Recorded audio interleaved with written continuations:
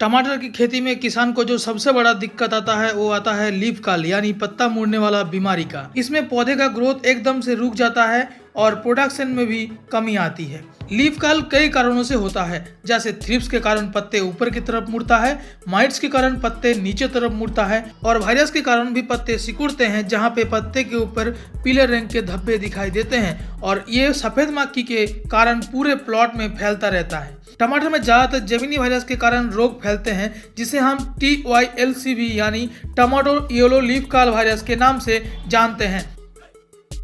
इसके अलावा भी कई बार ज्यादा गर्म तापमान के कारण भी लीफ काल होता है, जब पौधे पानी बचाने के चक्कर में स्ट्रेस में चले जाते हैं।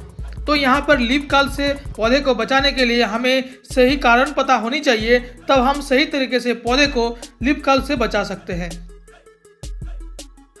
कई बार किसान लीफ काल के कारण पता नहीं कर पाते, जिससे किसान का बहुत ज्यादा नुकसान हो जाता है। तो अब बात कर लेते हैं कि लीफ काल से हम कैसे बचें। रस चूसक कीट जैसे थ्रिप्स, व्हाइट फ्लाई, इन सब से बचने के लिए शुरुआती अवस्था में इमिडाक्लोप्रिड 1 ml पर लीटर डोज में छिड़काव करने से यह समस्या काफी हद तक कंट्रोल में रहता है। बाद में ज्यादा अटैक होने पर किसान बायर का मोवेंटो एनर्जी 1 से 1.5 ml पर लीटर या फिर डाउ का डेलीगेट 0.9 ml पर लीटर डोज में छिड़काव कर सकते हैं, जिससे बहुत ही अच्छा रोकथाम हो जाता है। इसके अलावा माइट्स को कंट्रोल करने के लिए मिटिगेट 1 ml पर लीटर डोज में या फिर ओबेरॉन 2 ml पर लीटर डोज में स्प्रे करके माइट्स को रोक सकते हैं। ठीक इसी तरीके से सफेद मक्खी को कंट्रोल रखने से भी वायरस से कंट्रोल हो जाता है। इसके अलावा खेत में उगने वाले वायरस को ऑफ सीजन में पनाह देने वाले खरपतवार को हटाने से वायरस से आसानी से छुटकारा मिल जाता है। हालांकि कई किसान टमाटर का वायरस वाला 1-2 पौधा दिखने पर उखाड़ के दूर फेंक देते हैं, जिससे वायरस का एक पौधे से दूसरे पौधे में ट्रांसमिशन नहीं होता और वायरस कम फैलता है। कई बार प्रूनिंग यानी छटाई करने से भी मुड़ने वाला प्रॉब्लम सही हो जाता है।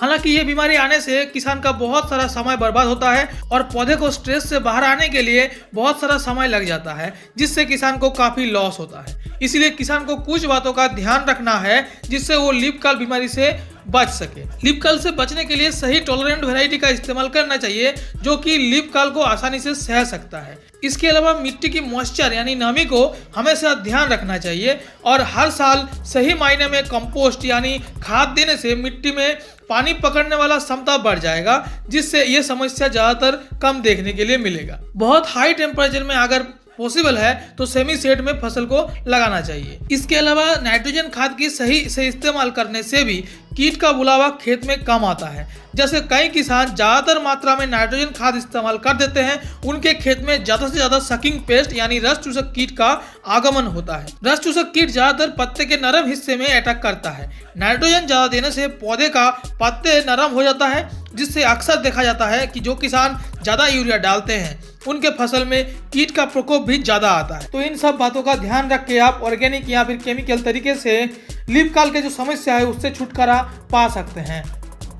मिलते हैं दोस्तों एक नए वीडियो में किसी नए जानकारी के साथ, तब तक के लिए जय हिंद।